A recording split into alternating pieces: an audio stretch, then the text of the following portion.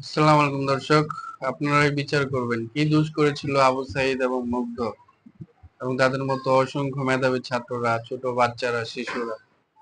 এমনও নিউজ আছে যে ছোট শিশুরা জানালায় গিয়েছে, ছাদে গিয়েছে, তাদের গুলি লেগে তারা মারা গেছে, নির্বিচারে গুলি করা হয়েছে, এটাই তার প্রমাণ। কি দোষ ছিল তাদের? মুগ্ধ, যে কিনা সবসময় সবাইকে মুগ্ধ করতো, স্কুল কলেজ ভার্সিটিতে সবসময় ভালো ভালো কাজ করে মানুষদেরকে মুগ্ধ করতো। আবু সাইদ খুবই মেধাবী ছাত্র, 5, 8 সব জায়গায় বৃত্তি পেয়েছে এবং চ- শিক্ষি- শিক্ষিতের চরম লেভেলে সে পর্যায়ে যেত। কি করেছিল? তার হাতে ছোট একটা লাঠি ছিল, সেই লাঠি দিয়ে কি করতে পারতো?